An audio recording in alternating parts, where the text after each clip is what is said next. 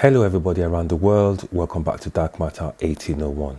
Today's content is called Fabricating Ancient Egypt. Before we go in, we would also like to apologize for our previous episode called Akin Aton Deception, aka Akhenaten. In that video we had a bit of background bibbing noise, so we'd like to apologize for that.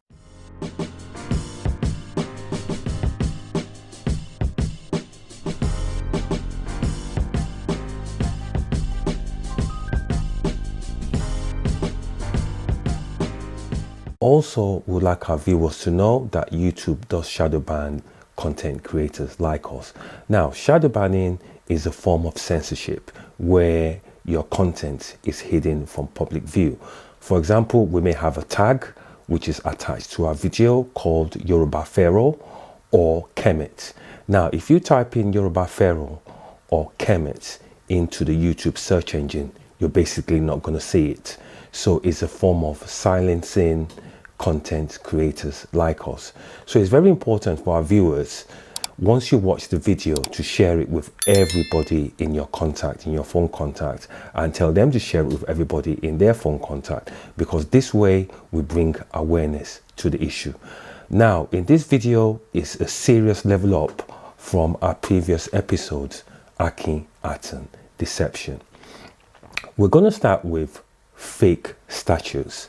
Now, Egyptologists have been creating fake statues now for over 150 years, since they discovered that the ancient Egyptians are black. So they have factories, they have laboratories where they produce these fake artifacts, whether it's statues, fake ancient texts. So we're going to start with fake statues.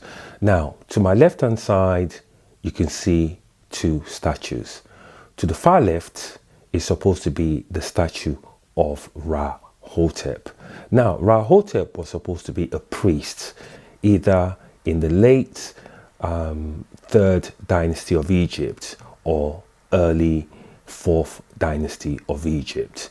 Now, he's either supposed to be the son of Nefertiti, who we're going to give you his details a bit later on, because his name is not actually Nefertiti, or it was suggested that he's the son of Uni, and Uni also is not actually the pharaoh's name. We're going to give you the correct name of the pharaoh. Now, Uni is the 5th pharaoh of the 3rd dynasty of Egypt, and he's actually the last in that dynasty. So we're going to give you that information. Now, to my left, you can see him. During that period, during the late 3rd dynasty of Egypt and the early 4th dynasty of Egypt, nobody was worshipping Ra. Even though Ra, Olorun, was the ancient Egyptian almighty god, that wasn't the religion during that period. The religion during that period was called Ifa, I-F-A, and we're going to introduce you to that a bit later on as we go down the video. So now, the image of Rahotep, who is supposed to be a priest of Ra, is a fraudulent statue, because for one, the priests of Ra are cleanly shaved, so they're bald-headed. They don't have no mustache, they don't have no beard, so they cleanly. Secondly, during that period, the worship was Ifa, and most of Ifa priests were cleanly shaved, so they were bald-headed. They had no hair on their head, they had no mustache, they had no beard, like the image of Rahotep on my left hand side here. Also, most of the priests were bare-chested, so they wore no top. So this image on my left hand side would not have survived in the sun. So is his wife, his pale-looking wife, on the right hand side. And also, there is nobody in the history of ancient Egypt called Rahotep. Basically, that name was Fabricated. Also, we looked into his cartouche as well. That cartouche does not exist. On my right hand side is where they actually stole the idea from. So this is the real pharaoh of ancient Egypt. As you can see on my right hand side, they're black, and they're Yoruba, as the name suggests, as we're going to translate the name for you in a minute. So you can see him sitting down. Between his legs is where we found his cartouche name. Now, even Egyptologists don't even know anything about this specific pharaoh. And to his side is his wife, and to the far right is his cartouche name. Now, he is the first pharaoh of the 7th dynasty of Egypt, and it doesn't actually appear on their list.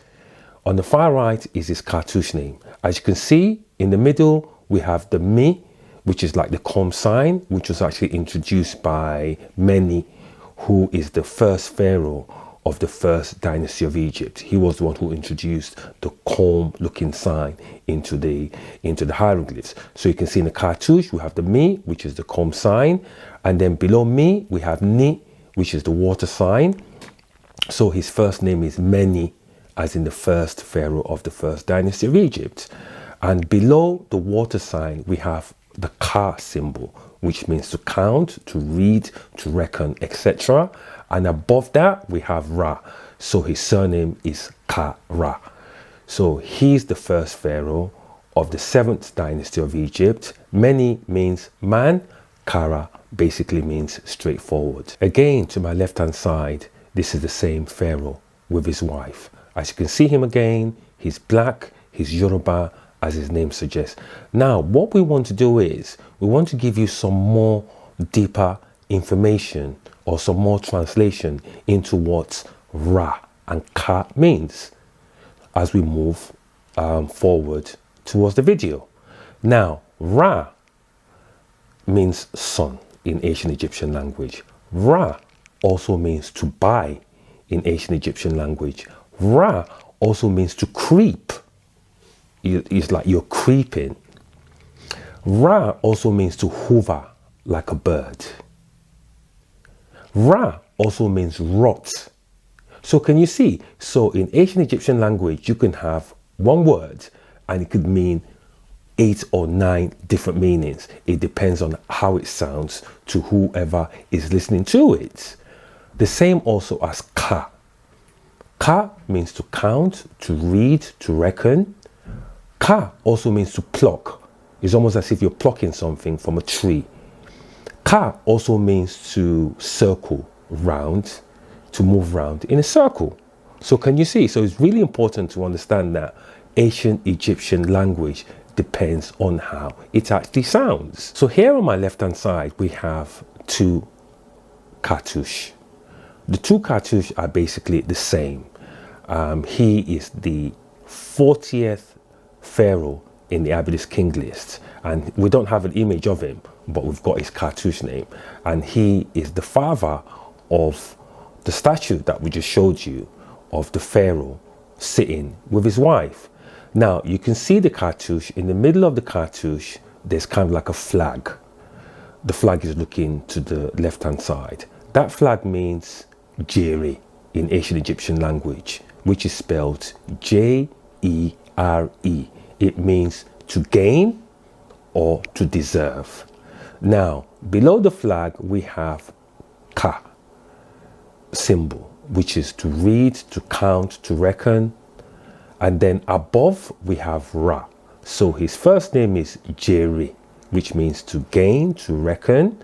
And his last name is Kara, which means straightforward. And his reign period was from 2184 BC to 2181 BC. He is the 7th pharaoh of the 6th dynasty of Egypt, and he is the father of many Kara that we just showed you previously. On my right hand side, you can actually see 2 pharaohs. One of the pharaoh is actually carrying his son on his lap, and then on the far right are 2 additional cartouche, which is their name. Now, the pharaoh who's actually carrying his son, he's known as Pepi II, and that is not his name. He is the 5th pharaoh of the 6th dynasty of Egypt. And the pharaoh that is carrying is the next pharaoh, who is the 6th pharaoh of the 6th dynasty of Egypt. From here going forward, it is extremely important that you concentrate. because his cartouche name would take us to Ifa Titi, who is known as Nefertiti to the world. So in the middle of his cartouche, you have in the middle of his cartouche, we have a hieroglyph sign, which we're going to tell you how that hieroglyph sign came about. It stands for Ifa, I-F-A, in ancient Egyptian language. And at the bottom, we have Ka, which is to count, to read, to reckon. And at the top, we have Ra. So his name is Kara, Ifa. So he is the 5th pharaoh of the 6th dynasty of Egypt. And his reign period was from 2278 BC to 2184 BC. He's actually number 38 in the Yoruba King list. So his name translates to Kara, which means straightforward, and Ifa, which means good luck, touch. And his son, who is sitting on his father's lap, that is his cartouche to the far right. You can see in the middle of the cartouche, we have the water sign, which means Ni. And at the top, at the very top of his cartouche name, we have the sun sign, which means Ra. It's very important that you concentrate here. Now, Ni is pronounced Ni Ra, but in ancient Egyptian language, it's actually quite different because, for example, Ka and AK are used interchangeable. The same happens here where Ni, Ni, and In are also used interchangeable. So in the ancient Egyptian language, we first start with I. So you start with the I first, then you insert the Ra after the I, and then you end with the N. So it translates as Inro, which means generation of. And at the bottom of his cartouche, you have like a snake symbol. That symbol means Ere, E-R-E in ancient Egyptian language, which is a boa snake. So his name translates as generation of Ere, which we're going to introduce you to later. And he is the 6th pharaoh of the 6th dynasty of Egypt. His reign period was very short. He only reigned for about a year, from 2184 BC to 2184 BC. And he is number 39 in the Yoruba King list. So here is where things get a little bit serious. Now, to my left-hand side, to the far left, is an ancient Egyptian Yoruba music instrument. And at the bottom of it is the same ancient Egyptian music instrument. And next to it is the hieroglyph of Kara, Ifa, which we just mentioned previously. He is the 39th pharaoh in the Yoruba King list. Now, if you look into the middle of his cartouche name, you see the symbol, that sign, is actually a music instrument. It's an ancient Egyptian Yoruba music instrument called Ifa. And to the right hand side, you can actually see an ancient Egyptian lady actually playing the instrument. Now, that Ifa, the instrument represents Ifa in ancient Egyptian language. Ifa basically means touch or to gain something. Ifa also means Fa, to wipe something. Ifa also means the god of palm nut tree. Now, back in ancient Egypt, there were 2 instruments called Ifa. Now, those 2 instruments were used to scrape the pulp out of a green calabash. The same 2 instruments are also used to shave the head of the priest and the priestess back in ancient Egypt. And that instrument is called Ifa. So that's why that instrument represents Ifa. Is actually a music instrument. Now, the calabash also is used to make the music instrument as well. That is why that symbol is called Ifa inside the hieroglyph. And also the calabash is used to make an offering to God. So can you see? So that's why that ancient Egyptian music instrument in the middle of the cartouche is called Ifa, IFA. Here again on my left hand side we have an ancient Egyptian music instrument. This music instrument is called shekere in ancient Egyptian language, and around the shekere you can see what the ancient Egyptian called oweyo is actually a cowrie that is also used by Ifa priests and Ifa priestess during that period. On the right hand side we have, just below, we have a typical Ifa spiritual practice setting where people will come, the oracles, and at the top we have an Ifa priestess. You can see clearly that she's bald. She's completely bald.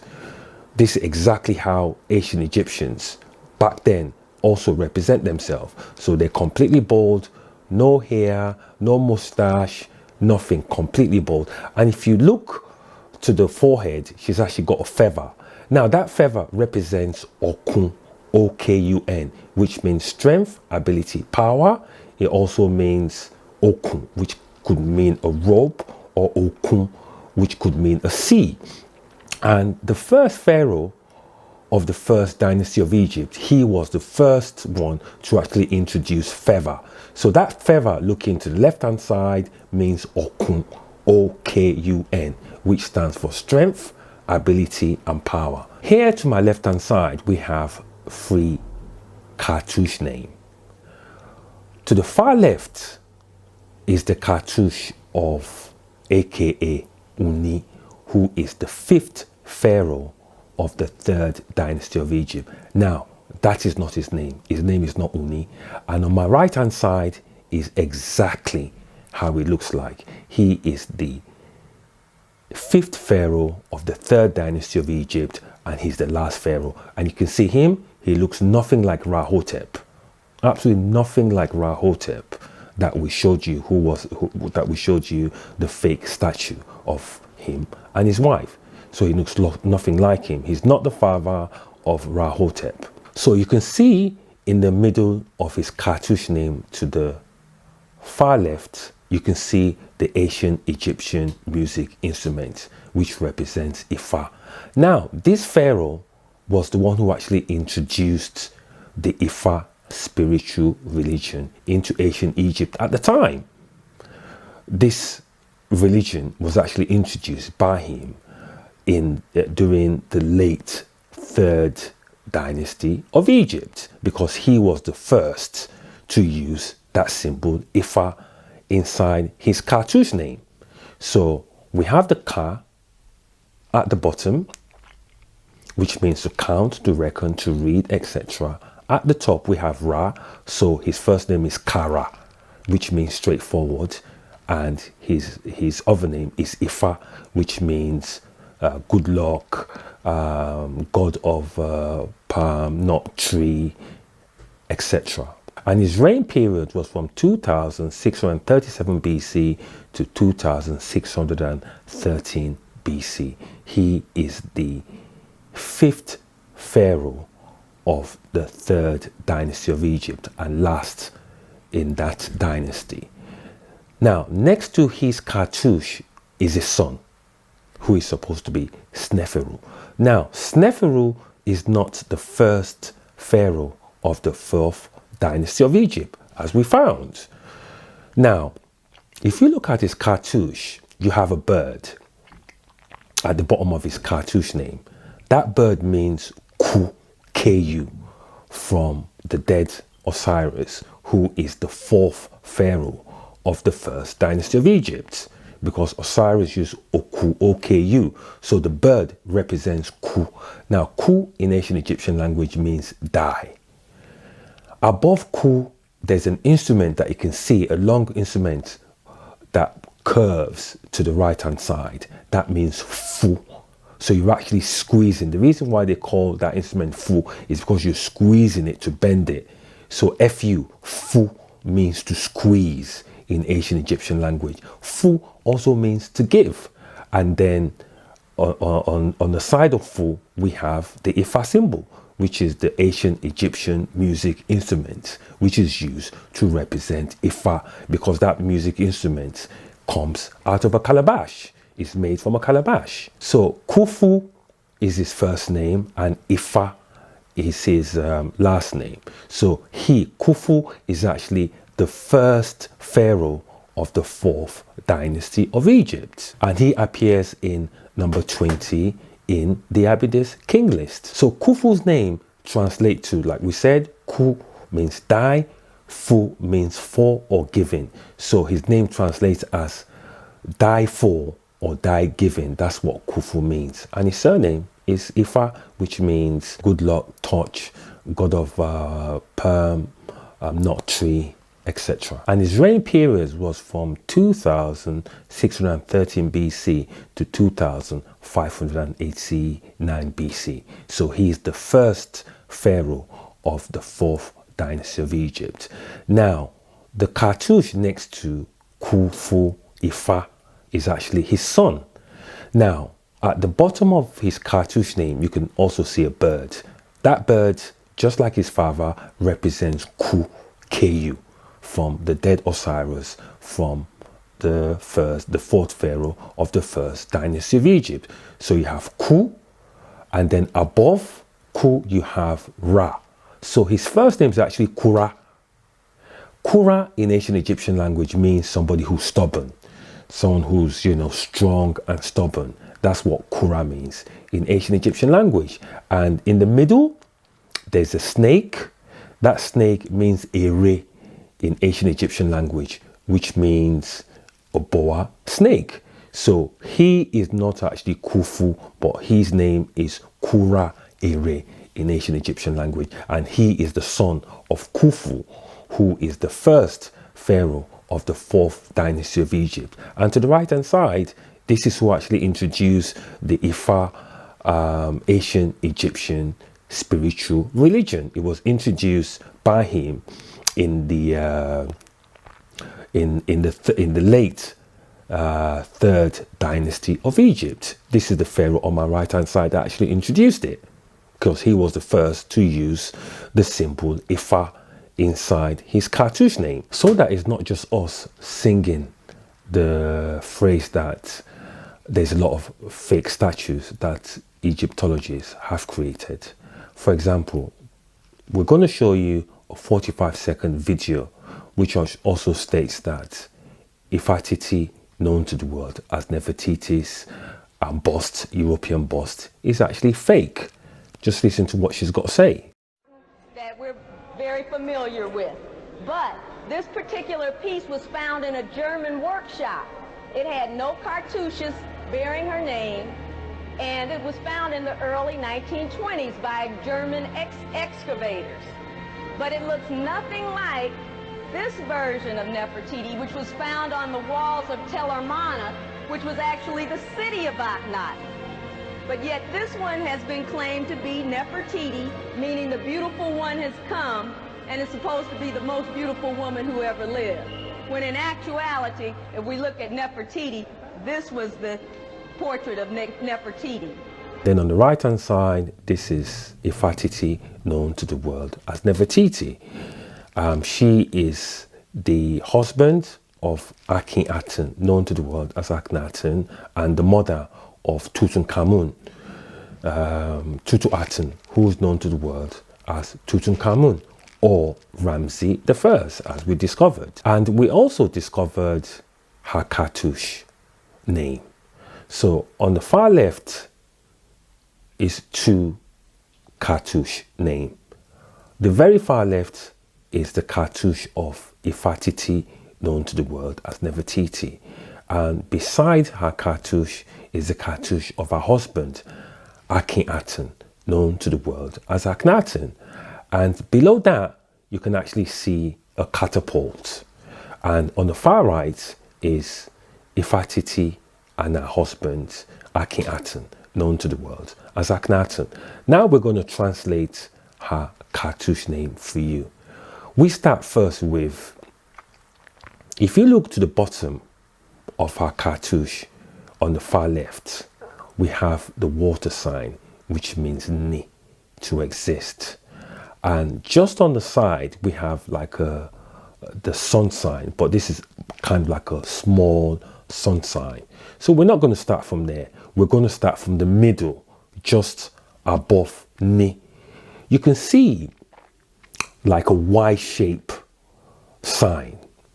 That Y-shaped sign means offer in ancient Egyptian language. It was actually introduced by Ifa Titi herself, known to the world as Nefertiti. Now, that offer is actually a spiritual weapon that was used back in ancient Egypt. It's a spiritual weapon used by Ifa priests and Ifa priestess to basically attack their enemy. It was actually introduced by Ifa Titi, known to the world as Nefertiti. It is actually a catapult. As you can see at the bottom, it's actually a catapult. Now, the rubber and the lever have actually been strapped neatly together. So with a catapult, which back in ancient Egypt was called Ifa, Fa in ancient Egyptian language also means to pull. Can you see? Ifa Titi, so Fa in ancient Egyptian language means to pull. Now you have to pull the catapult until it hits its target.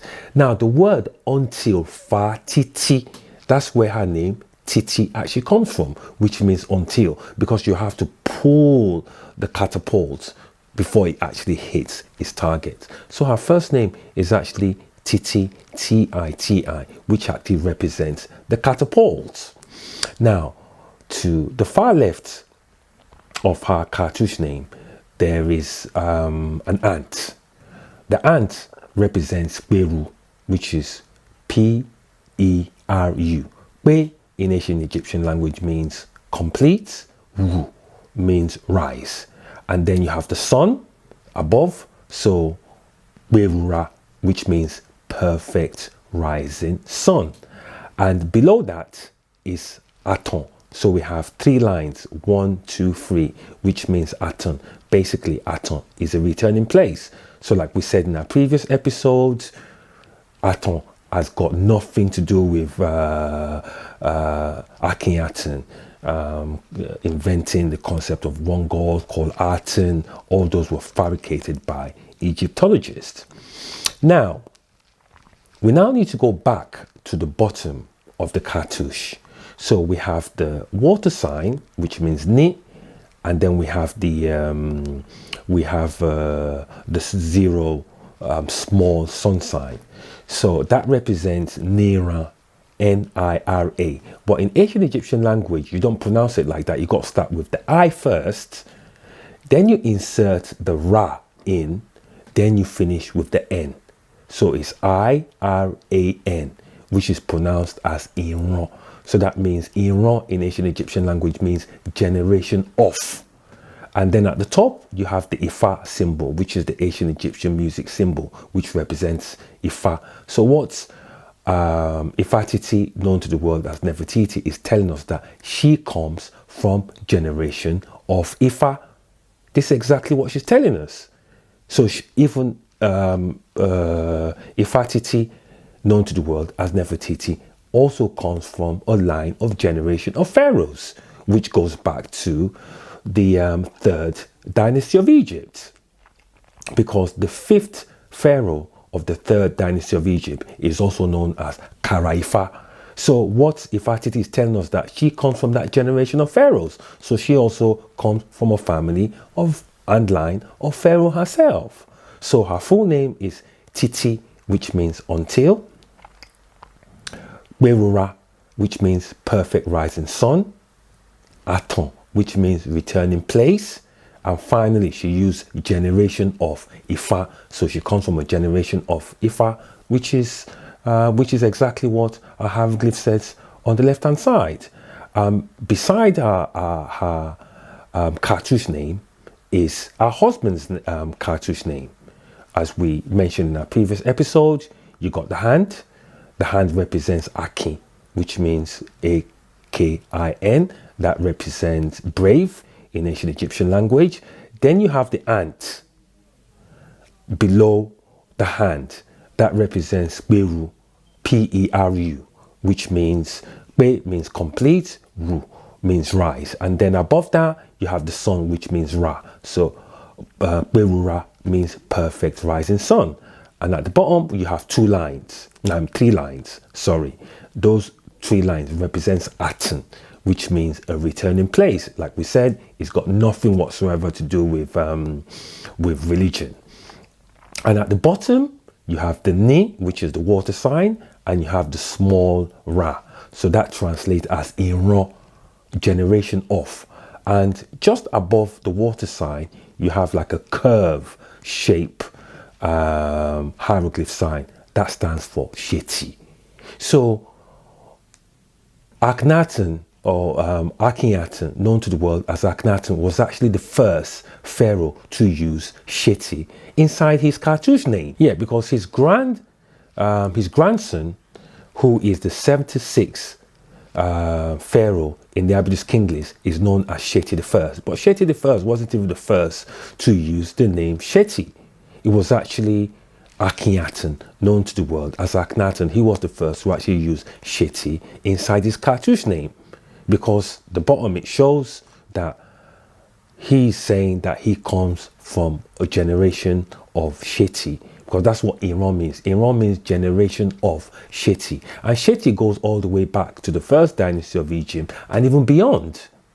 So Akhenaten was never a heretic king, because what Akhenaten was even telling us in his cartouche is that he comes from a generation of Tasheti, which is in Nubia, which stretches all the way back 2,500 years before the first dynasty of Egypt was even established. So he was never a heretic king, as suggested by Egyptologists. He was never a heretic king. Here we have a depiction of Moses.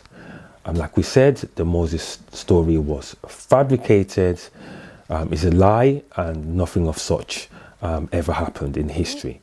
But the reason why we've actually brought this up, because you can actually see Moses actually carrying the stone, the 10 Commandments stone, up in his hands. We're going to tell you exactly where they stole that idea from. To the left hand side is supposed to be the stela of Akin Aton, known to the world as Akhenaten, but it's not actually the stela of Akin Aton, known to the world as Akhenaten. It's actually the stela of Ifa Titi, who is known to the world as Nefertiti. This is actually her tombstone that was made for her by her husband. So you can see on the left hand side, it looks exactly like what Moses was carrying in his hands up. So this is where they stole the idea from. You can see at the front there is 2 big cartouche names, and on the far right is exactly how the 2 big cartouche looks like. And the 2 big cartouche is also replicated at the side of the of her tombstone as well.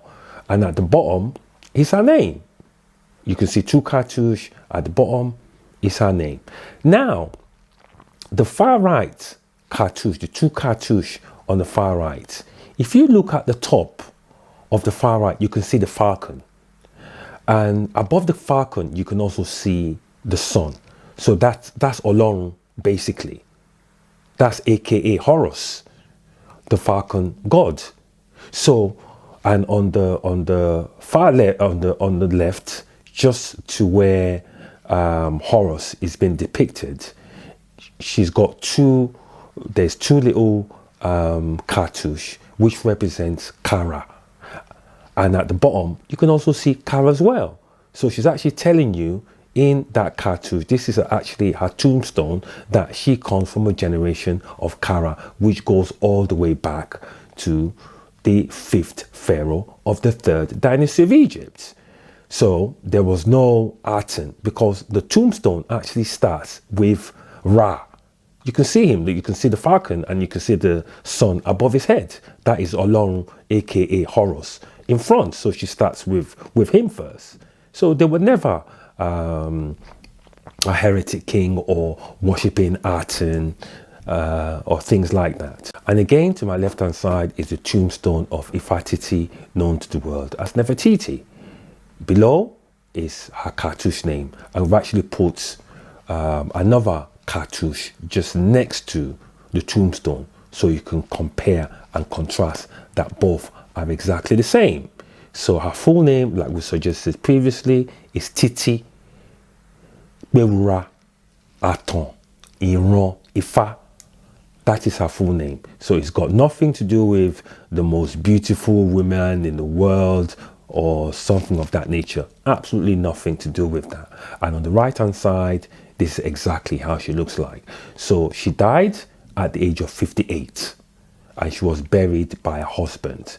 So the story that she married a general called I was fabricated by Egyptologists, because no general called I ever ruled ancient Egypt. There was no military general that ever ruled ancient Egypt from the first dynasty of Egypt until when Alexander got there. So that story was fabricated. She died at 58 years old and she was buried by her husband, because her and her husband actually had Akhenaten, known to the world as Tutankhamun, in their 30s.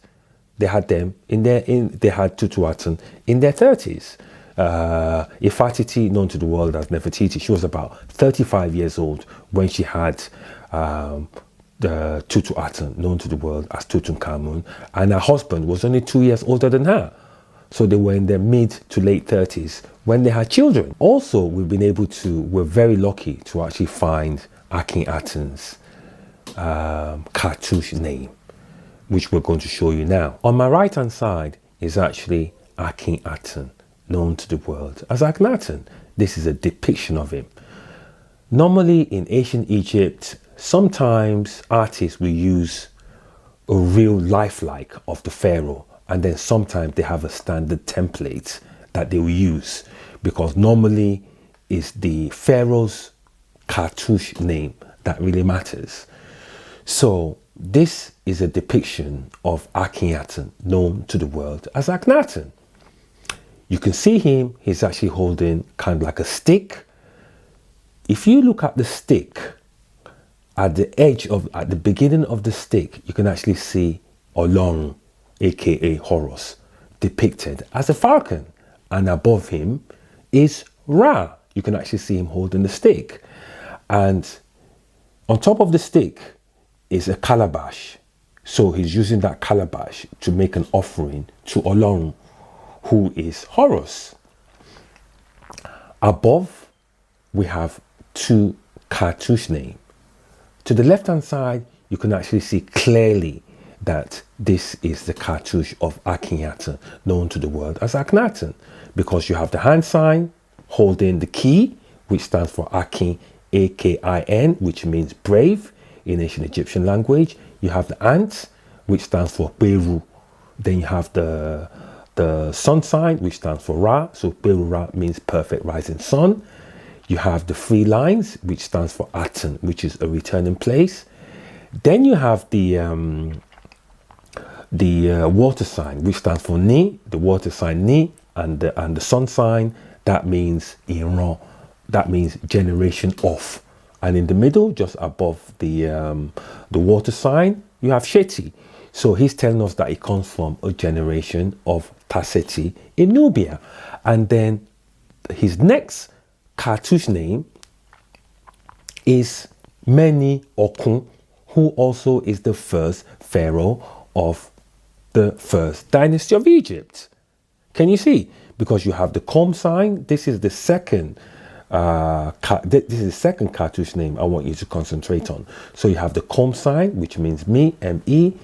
Below that, you have the water sign, which means Ni, so many, as in many in the first dynasty of Egypt. Beside many is the feather, which represents Okun, O-K-U-N, which stands for strength, ability, and power. So Akhenaten's other name is also Meni Okun. So Akhenaten was never a heretic king. He was never a heretic king. That story was fabricated by Egyptologists. On my left hand side, like we showed in our previous episode, this is the face of the Sphinx. He is number 72 in the Yoruba King list, and his name is Otito Moshe. So he is the father of Akin Aton, known to the world as Akhenaten. And this is his face here. This is actually exactly how the Sphinx looked like before it was hacked off by Egyptologists. And on the right hand side is his cartouche name, as we mentioned in our previous episode. You can see the comb sign and then the sun sign above it. Then we have the ant, which stands for Beru. You have the sun, Beru, perfect rising sun. You have the 3 lines below that, which stands for Aton, returning place. So his name also is Mera, Beru Aton. So he's the grandfather of Akhenaten, known to the world as Akhenaten. But the reason why we've introduced him again is actually quite different. Here, this is his dream stela.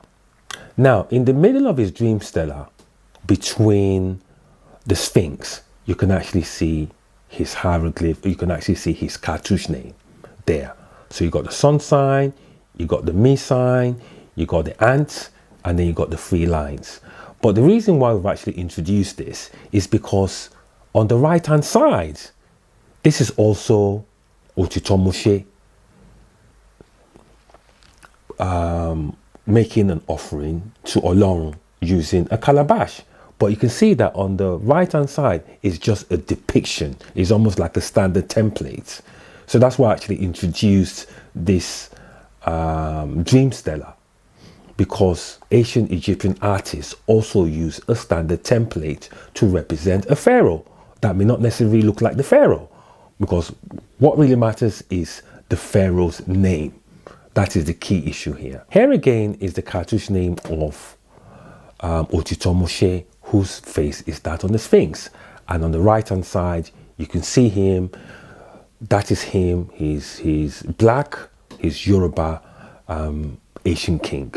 And his signature actually is, you see him anytime you see a statue where someone is using like a fist, holding his fist and stamping his fist on his right thigh. That is his signature. So this is Otitomoshe, who is the father of, who is the grandfather of Akhenaten, known to the world as Akhenaten. And he's also known as Alala in ancient Egypt. Alala basically means a dreamer. So he is the Joseph of the Bible that was stolen by Egyptologists and inserted into the Bible. This is him here. He's the Joseph of the Bible. But this statue, he was a bit older. He is the 7th king of the 18th dynasty of Egypt. Again, here you can see a depiction of his father. This is the father of Otitomoshe, whose face is that of the Sphinx. And you can see, if you look inside the actual figure, just next to it is his cartouche name, and on the right hand side is exactly how his cartouche looked like. So you've got 2 cartouches on the right hand side. The first is that of Ake Berura, who is the father of the pharaoh whose face is on the Sphinx, and on the right hand side is his cartouche name, which we mentioned also in our previous episode. You can see him, he's black, he's Yoruba Asian king.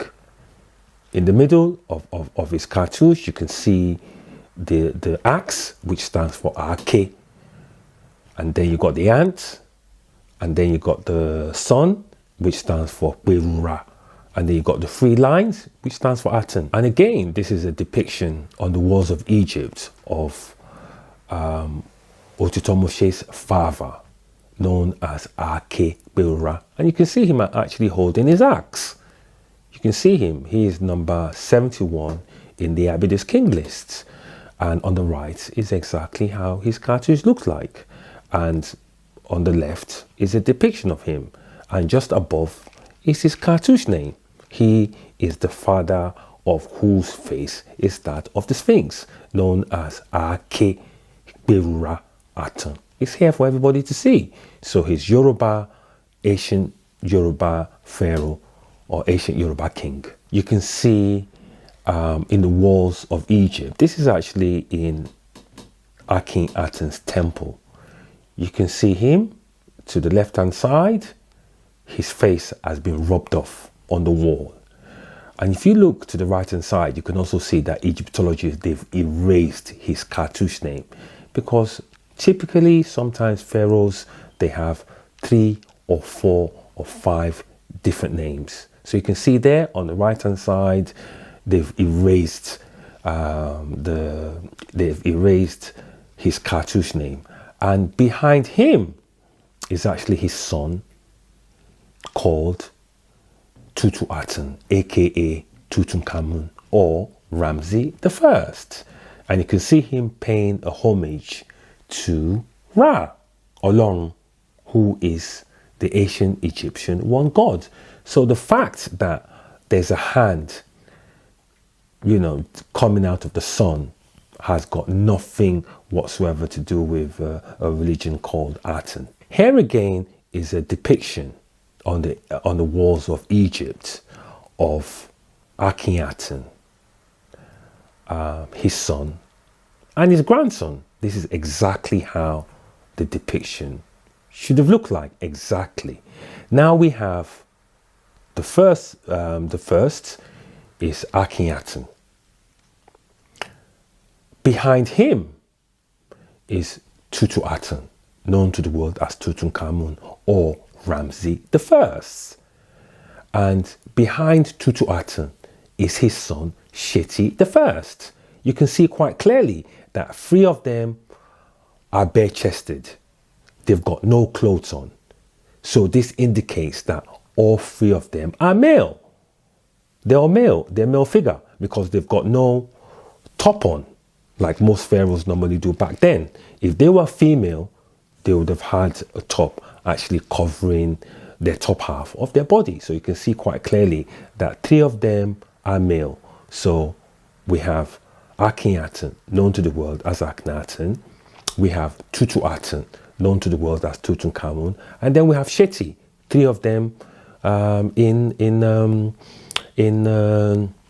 the picture, which corresponds to the Abydis King list. 74th in the Abydis King list is Akhenaten, known to the world as Akhenaten. 75 in the Abydis King list is Aten, known to the world as Tutankhamun, Ramsey I. And then finally in the Abydis King list, the 76 in the Abydis King list is Seti I, which is the son of Aten, known to the world as Tutankhamun. And then you can see on the right hand side also is a depiction of Ra as a falcon god with the sun above his head. And then you can also see the hand actually coming out of the sun. So that hand is being used way back into the first dynasty of Egypt. So it's not Akhenaten, who was the only pharaoh who represents the sun with like the pharaoh hand coming out of the sun. So there was no religion, like we said, called Aten. It was fabricated by Egyptologists because Akhenaten was a Ra Olorun worshipper. So he never invented any concept called one god. That was fabricated by Egyptologists. Here again, on my left hand side, is supposed to be a statue of the boy king Aten, known to the world as Tutankhamun. And then on my right hand side is supposed to be the same boy king. Like we said in our previous episodes, Aten, known to the world as Tutankhamun, was never a boy king. It was actually fabricated by Egyptologists. It's just the same way they fabricated the bust of Rahotep. They fabricated the bust of Ifa Titi, known to the world as Nefertiti. This is exactly the same that they've done here. This is actually a fabricated bust, because you can see to the left hand side is actually, even they forgot to actually put a hole in the air.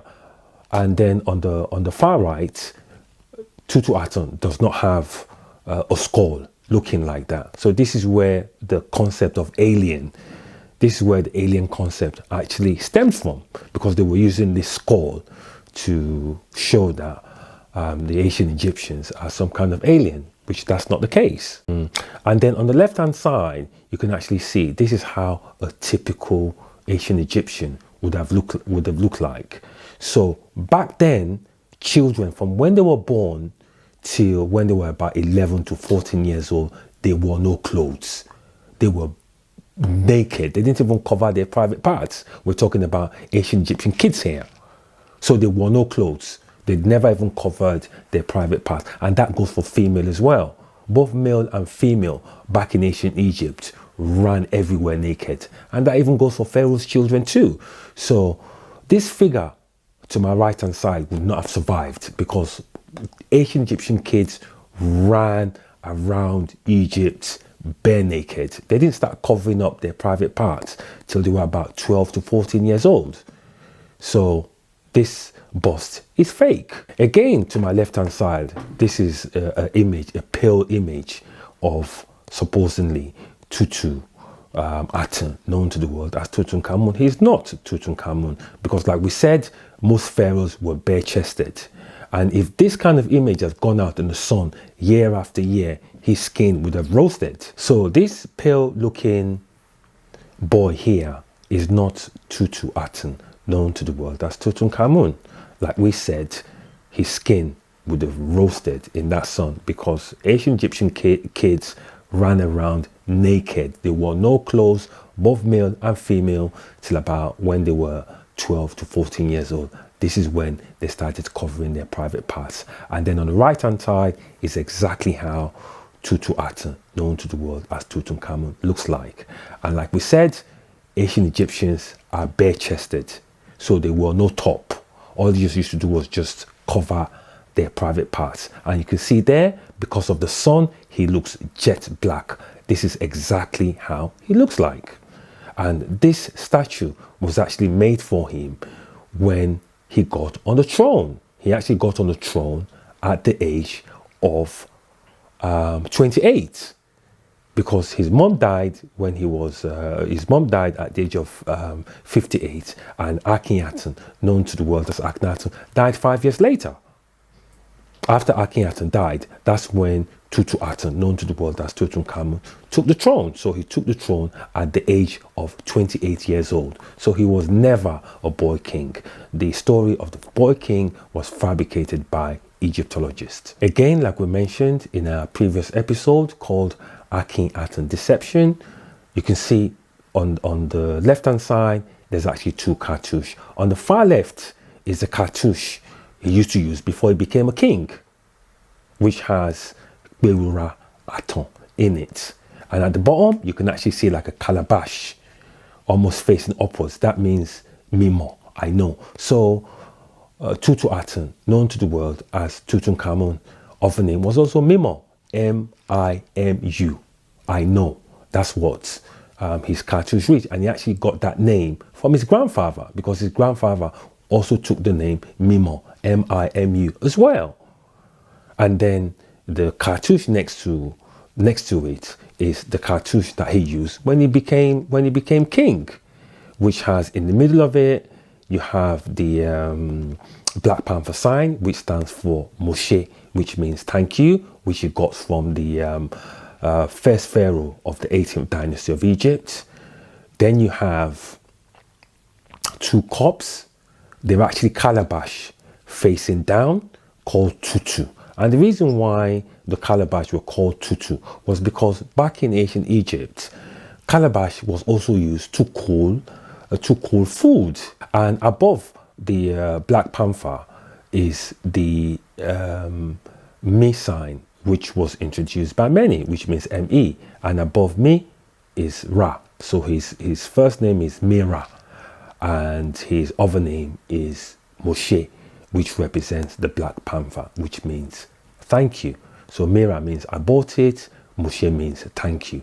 And also it's important for us to note that with hieroglyphs, the fact that the sign looks like a Black Panther may mean something completely different when it's represented inside a cartouche.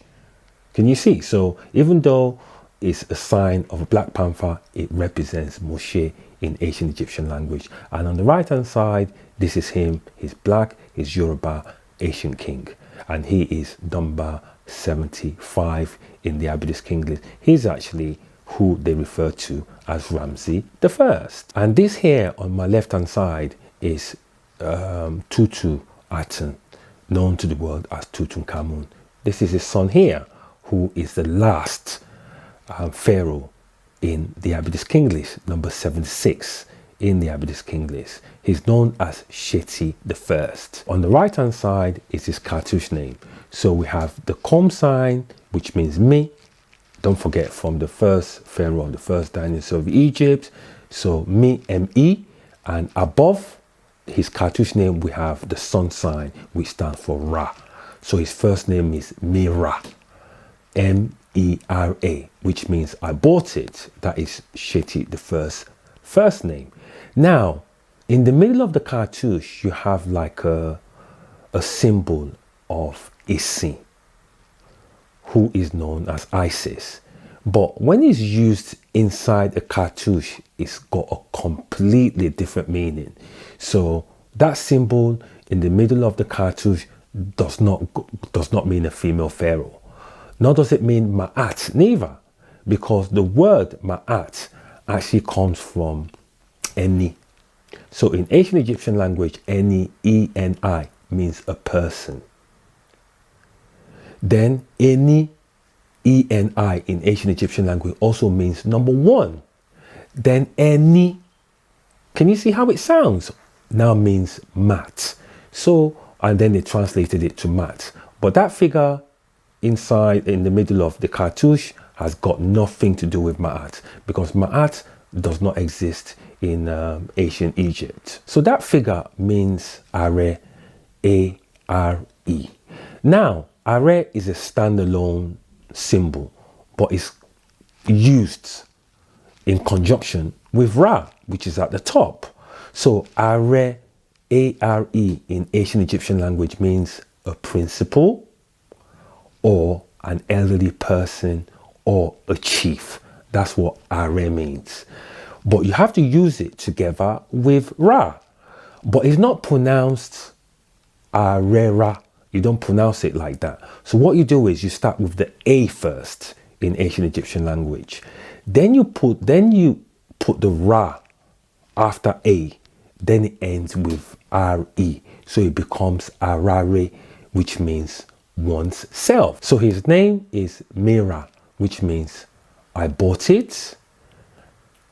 Arare, which means one's self. That is what it means in ancient Egyptian language. And it's really key that you concentrate from here going forward, because he is the last pharaoh in the Abydis King list, number 76. So it's good that you pay close attention here, because we're about to level up as we go into the next section. For our viewers here, it's really important that you actually pay close attention here. I want you to look at these hieroglyphs properly.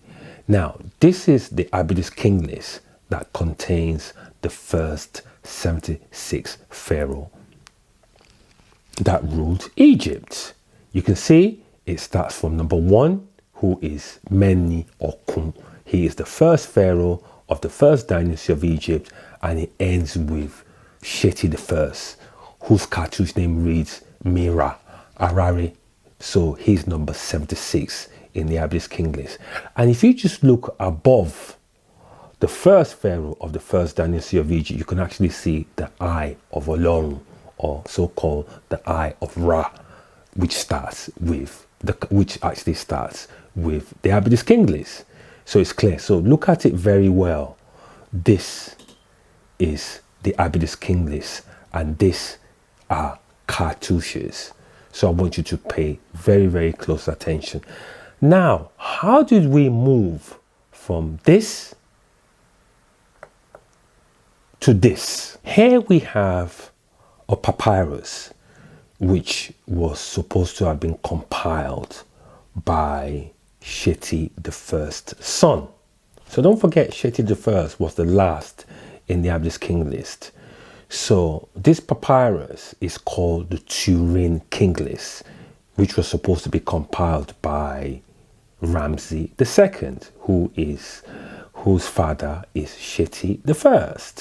We find that this papyrus is a fraud, because if you look to the left hand side, you can just see all they've just done is scribbled U and T, U and T, U and T on the far left. Now, in the middle of this papyrus, you can actually see the date in which it was fabricated. If you look very close into the middle, it's got 74-July-January.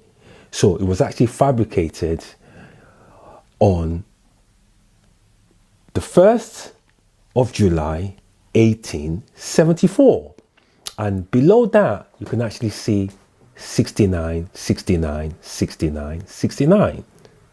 So you can see, and even on the far right, you can also see the number 69, 69, 69, because 69 did not exist during this period. Look at it very, very closely. This Turin King list is a fraud. To my left-hand side, we actually made a screenshot of when the Turin King list was actually discovered. It said it was discovered in 1820. But take note, the actual papyrus number is 1874. Can you see? And then on the right hand side, you can see in the middle of the papyrus, they've actually left the dates there, which is 74-July-January. So basically what's happened here is whoever fabricated the papyrus wanted us to know that he fabricated it. So he left the date there on purpose, so that one day somebody will find out that the papyrus was actually fabricated. And next to the date, you can actually also see 696969. So what he's indicating to us here is that they're actually trying to outdo the Abydos King list, which was actually published by Augustin Marriott in 1869. Can you see? So they are trying to outdo that Abydos King list because it's already been published. It was too late. So they now wanted to come up with their own king list. So they now fabricated the Turin King list. Can you see? Whoever fabricated it wanted us to know even the date that he actually fabricated it, which is inside the papyrus. You can see it quite clearly. So it was fabricated on 1874, July the 1st. He's left the date that he fabricated it inside the papyrus. On my left hand side, you can actually see when numbers like 1, 2, 3, 4 came into being. So previously to that, the most popular numeral was actually the Roman numeral. So 1, 2, 3 was introduced by the Ottoman Turks after the fall of Constantine in 1453. So this kind of writing did not come until the 15th century AD. But yet we find 74 July the 1st inside the papyrus. So can you see the papyrus, and also 69, which was not invented during that time. It didn't come out until the 15th century. So you can see quite clearly that the papyrus is a fraud, complete fraud. And then on the right hand side, like we said, you can see exactly the same writing, just from top to bottom. So we've investigated the Turin King list. It was not produced by Ramsey II, and Ramsey II is not actually his name. We're going to give you his proper name, but it was not done by Ramsey II, because who was Ramsey going to put on the list? His father was the last in the Abydos King list, so who was he going to put in the list apart from himself? So that papyrus was fabricated by Egyptologists. It's quite clear, you can see it. And at the bottom, like we showed you, you can also see the date inside the papyrus. So like we said, whoever fabricated the papyrus wanted us to know that he actually fabricated it, because he actually left the date, and he also left 6969, which indicates that they were trying to outdo Augustin Marriott's publication of the Ablis King list in 1869. Here is Ramsey II, who is the son of Seti I, known as Mira Arare. He's number 76, his father is number 76 in the Ablis King list. This is him here. You can see him, he's black, ancient Yoruba king. There's 4 statues of him, but one is actually missing. To the left of each statue is his cartouche name on the left of his arm. In the middle of where he's sitting, just above, there's a depiction, there's 2 depictions of him, one to the left hand side and one to the right hand side, and they can clearly see in the middle that is Olorun, aka Horus, in the middle of the temple, and you can see him depict as a falcon with the sun above his head. So you can see those 2 images paying a homage to Olorun, aka Horus. Like we said previously, that is exactly how aka Ramsey II looks like. But also ancient Egyptians also use depiction as well. So the 2 drawings paying a homage to Olorun are also depiction of Ramsey II. And this is what we're trying to show you when we indicated the depiction of Akin Aton, known to the world as Akhenaten, in the walls of Egypt. On my left hand side is aka Ramsey II's cartouche. Now that is not his name. We're going to translate his proper name in a minute. And then on the right hand side, this is him. You can see him quite clearly. If you look at his features, he's black and is a Yoruba ancient king.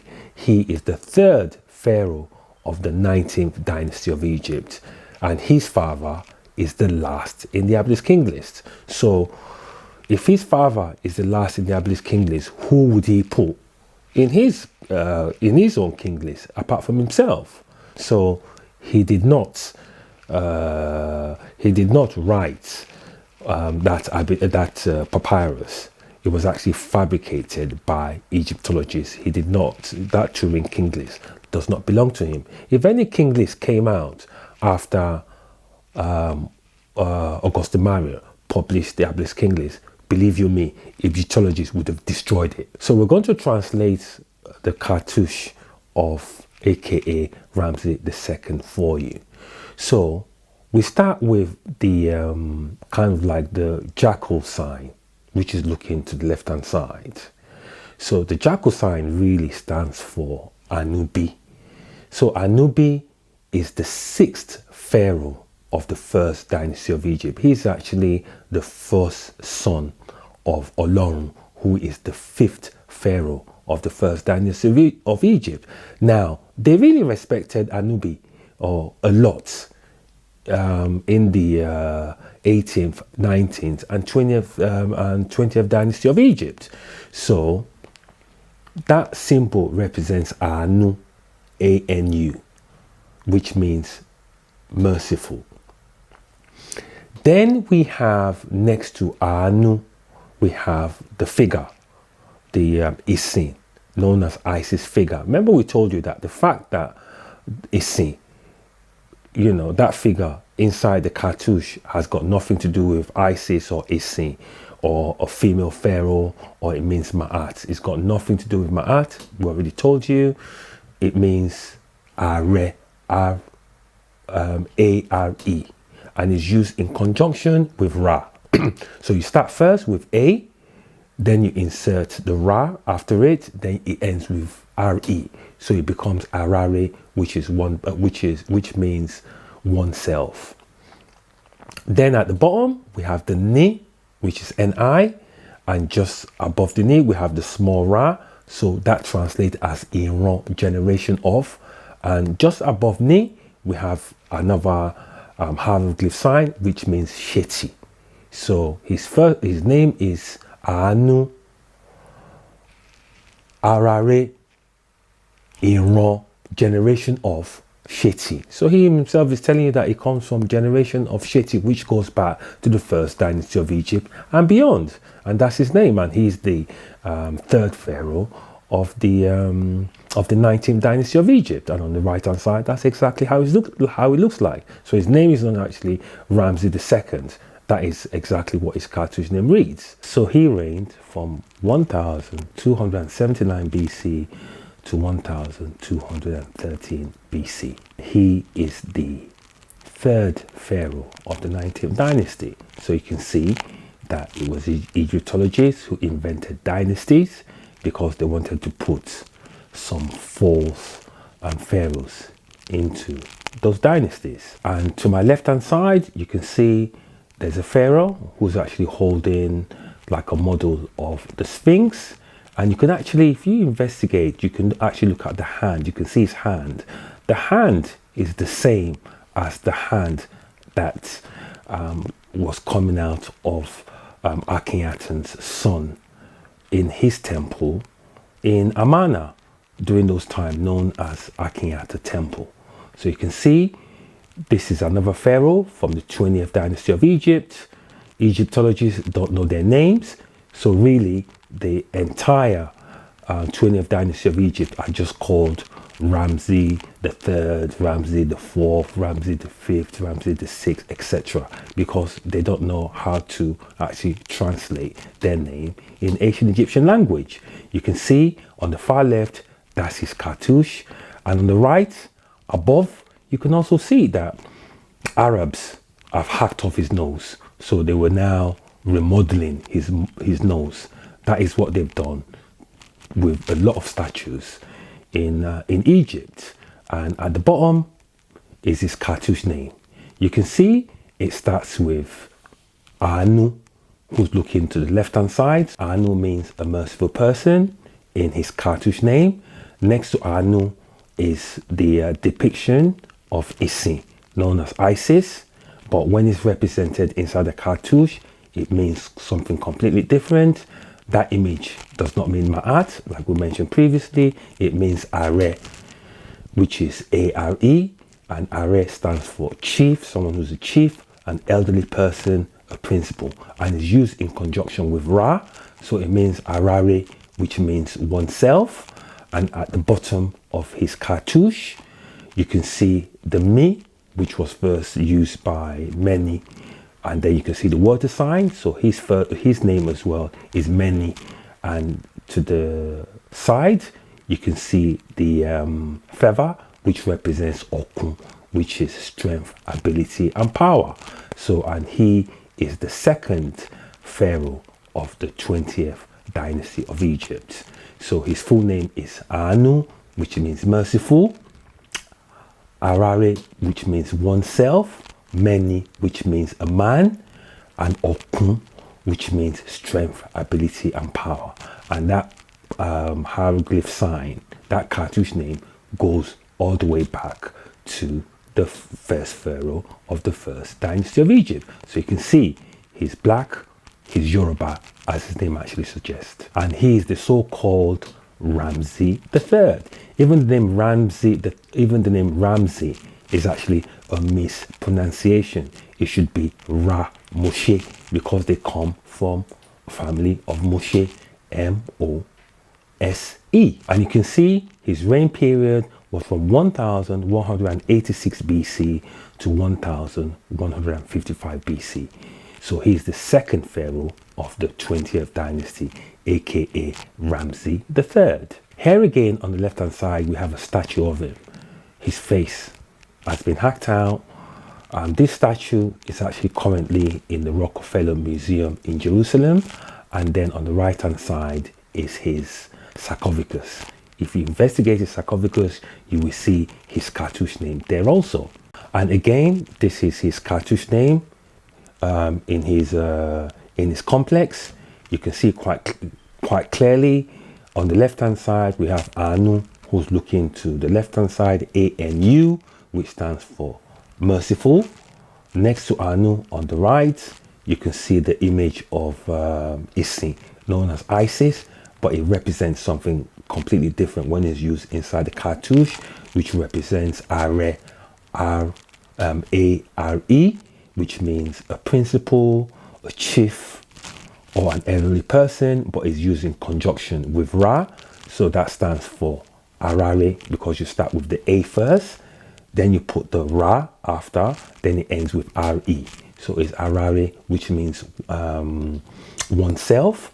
And then below that, you have the comb sign, which means me, as in many, who is the first pharaoh of the first dynasty of Egypt. Then you have the water sign.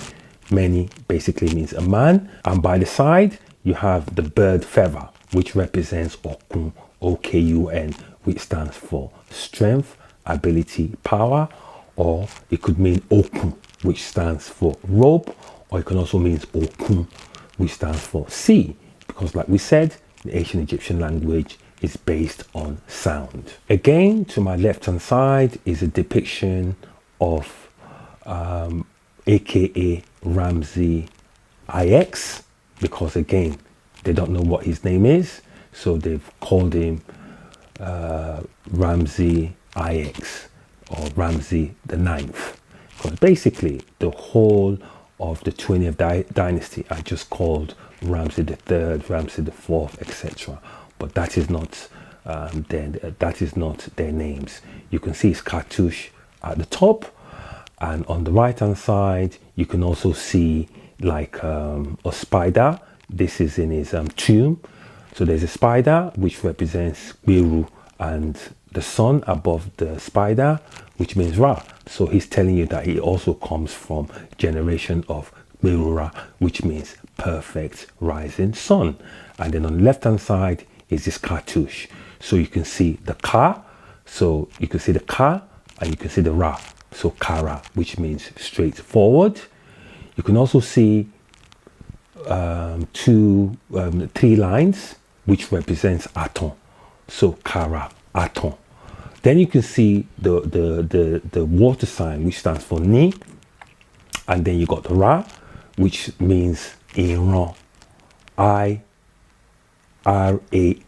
So it's pronounced Iran, which is generation of. And then you can see the other hieroglyph sign, which stands for Sheti. So he's also telling us that he comes from generation of Sheti, which goes back to the first pharaoh of the first dynasty of Egypt and beyond. So he's telling us that he comes from a generation of Tasheti, which is in Nubia as well. And he is the 9th pharaoh of the 20th dynasty of Egypt. And there's only 11 pharaohs in that dynasty. His reign period was from 1129 BC to 1101 BC. And also, you can also see in his hieroglyph that he's also got the Ifa sign, which is the ancient Egyptian music instrument, which stands for IFA. So he's telling us basically that he comes from a generation of Kara, Ifa, and also generation of Sheti, which goes back to the first dynasty of Egypt. And you can see him here again on the left hand side. He's actually paying an homage to Horus, who's depicted as a falcon with the sun above his head. And you can see his name is Kara, Ifa, Aton, Iran, Sheti. So the 18th dynasty never ended. It continued even into the 20th dynasty of Egypt. On the left hand side, you can actually see the depiction of the 6th pharaoh of the 21st dynasty of Egypt. And on the right hand side, you can actually see his model. You can see him, he's black, he's Yoruba, and on the far right is exactly how his cartouche looks like. He is known as Osokon the Elder. That is what they've put his name as, but that is not what his hieroglyph actually reads. So you can see on the right hand side, you have a flag. The flag is looking to the left hand side. The flag basically means Jere, J-E-R-E. And Jere in ancient Egyptian language means to gain. Beside Jere, which is the flag, you have the ant. that ant represents Peru, as in Pe, Pe means perfect, Ru means rise. And then you have the sun, which means Kura, perfect rising sun. And then below that, you have Mi, as in many. You have the water sign, which means Ni, so many means a man. And beside that, you have the feather, the bird feather, which represents Okun, O-K-U-N, which means strength, ability, and power. And then below that, you have Ni, the water sign, you have the Ra, and then you have the Sheti in the middle of that. So his name translates as Jere, which means to gain or to obtain, Jere. Then Berura, which means perfect rising sun. And then Meni, which means a man. Then Okun, which means strength, ability, and power. And then below that, he then put Iran, which is I-R-A-N, Iran, generation of Sheti. So it's quite clear. He's a Yoruba ancient Egyptian pharaoh, and he is the 6th pharaoh of the 21st dynasty of Egypt. And there's only 7 pharaohs in that dynasty, and he's the 6th pharaoh of that dynasty. And his reign period was from 986 BC to 967 BC. Again, to my left hand side is a pharaoh. You can see the pharaoh's head is missing from the statue, but we actually found his cartouche name written inside the statue. And then on the right hand side is exactly how his cartouche actually looks like. And he is a pharaoh from the 22nd dynasty of Egypt. He is known as Okokun II, but that is not what his hieroglyph cartouche name actually reads. So his reign period was from 872 BC to 837 BC, and he is the 5th pharaoh of the 22nd dynasty of Egypt. If you look above, that's his hieroglyph. You can see his name is also Anu, but because you can see the Anubi sign, Anu basically means merciful. And you can also see the comb sign, which means me, and below the comb sign is Ni, so that means many. So first name is Anu, then his next name is Meni, which is M-E-N-I, and then you have like the bird feather, which represents Okun, O-K-U-N, and then beside that you have the water sign, and then you have the Ra, which represents Iran, generation of Sheti. So he's also telling us that he comes from the generation of Tasseti in Nubia, which goes back to the first dynasty of Egypt and beyond, 2,500 years before that. And then on the left side of me again, you can see another pharaoh from the 23rd dynasty of Egypt. He's actually the 2nd pharaoh of the 23rd dynasty of Egypt, and he's known as Takelot II. That is not his name, because on the right hand side we have his cartouche, and also on the right hand side we have a relief, and inside that relief is his cartouche name. And his first name is Anu, which is A-N-U, which stands for mercy or merciful person.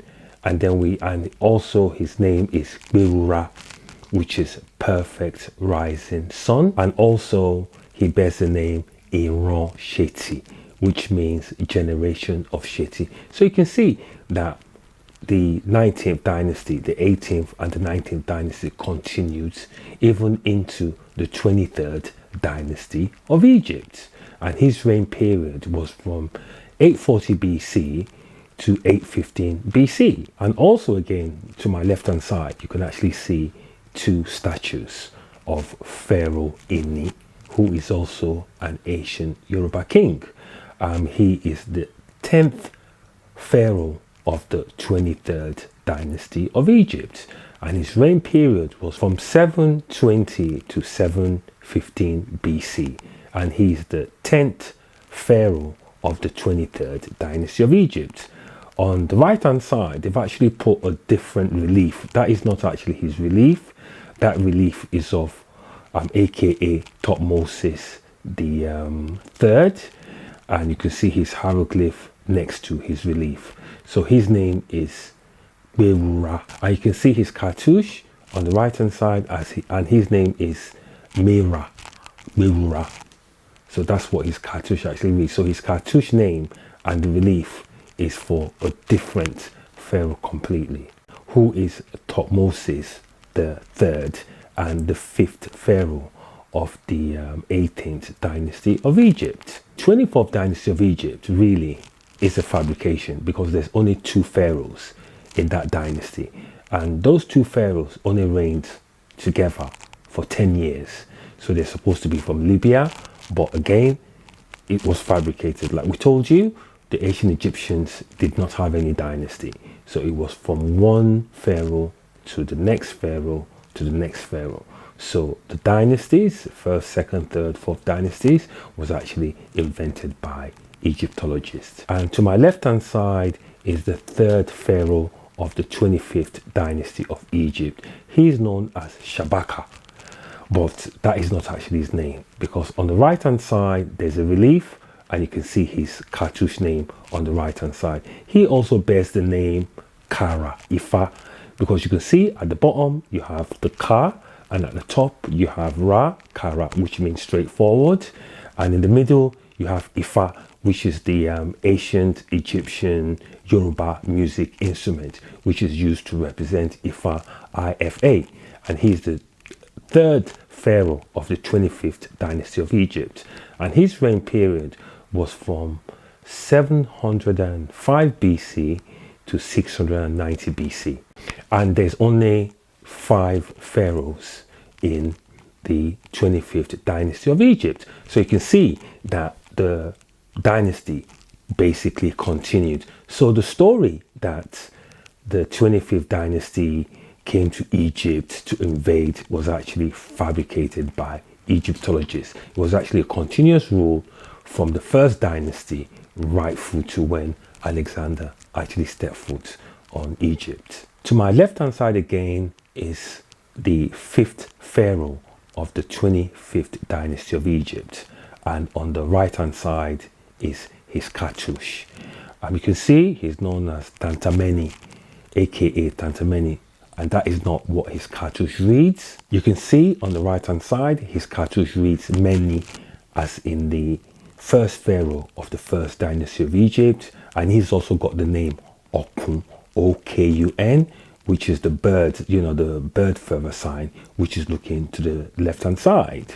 And his name is also Kara as well, because you can see the Ka at the bottom of his cartouche name, and you can see Ra at the top. So his name is Meni, as in man, Okun, which means sea, rope, or it can also mean strength, ability, and power.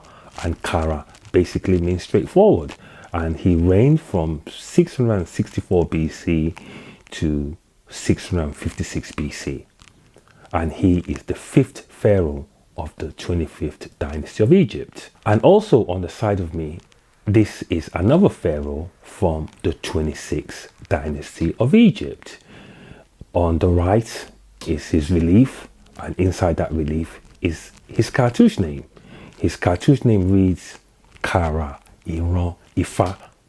So you can see the Ka at the bottom, the Ra at the top, then it's got the water sign, and then it's got the Ifa symbol, which is the ancient Egyptian music instrument, which is used to represent Ifa, and he is the 6th pharaoh of the 26th dynasty of Egypt. And there was only 6 pharaohs in that dynasty, and his reign period was from 526 BC to 525 BC. So he only reigned for a year. So you can see, and this is now 525 BC. So it's been a continuous rule from the first dynasty of Egypt right through to 526 to 525 BC. And he's the last pharaoh of the 26th dynasty of Egypt.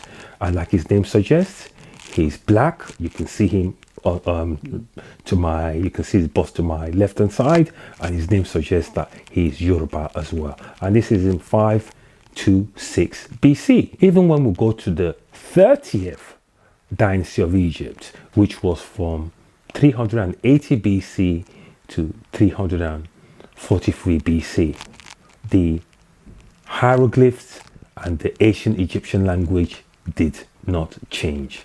Here we have another pharaoh who is the first pharaoh of the 30th dynasty of Egypt. He is known as Nectanebo I, but that is not actually what his hieroglyph reads, because on the right hand side, even though it's not clear, we were able to see his cartouche name. That is his relief on the right hand side. This is in the 30th dynasty of Egypt. So his cartouche name reads Mimo, which is M-I-M-U, which in ancient Egyptian language means I know. Then his middle name is Ere, which is the snake, the boa snake. And then his surname is Kara, which basically means straightforward. And he reigned from 380 BC to 362 BC. And he is the first pharaoh of the 30th dynasty of Egypt. So you can see the hieroglyphs and the ancient Egyptian language did not change up until that point. So you can tell that the Turin King list is a fraud, because it looks nothing like ancient Egyptian hieroglyphs. And there were only 3 pharaohs or king in that dynasty. And this is another pharaoh, again from the 30th dynasty of Egypt. He reigned from 362 BC to 360 BC. He's known as Theos. That is not his name, because you can see a relief inside an artifact which suggests that his name is Iran Ere. So Iran, like we said previously, I-R-A-N means generation of, and then you can see the snake inside his cartouche, which means Ere, E-R-E. So his name is translated as Iran Ere, which means generation of Ere, which goes back to Kufu, who was the first to use Ere, who is the 20th in the Yoruba King list. So basically there was no white or Arab or Jew or anybody else or Hittite that actually ruled ancient Egypt. From the first dynasty of Egypt till when Alexander got there, it was a completely black civilization. And like we said, the language is Yoruba 100%. You can see it, it's just here. It's plain and clear for everybody to see. This brings us to the end of our content. We hope that you really liked and enjoyed it. Like we stated at the beginning of this content, that it's very important that you like and share it with as many people as possible, because like we said, YouTube shadow ban black content creators like us very heavily. So it's very important that you share this information with as much people as you can. On my right hand side is Winston Churchill, who was the former Prime Minister of the United Kingdom. And we're going to leave you with one of his quotes. This is what he said: "The truth is incontrovertible. Malice may attack it, ignorance may deride it, but in the end, there it is." Goodbye.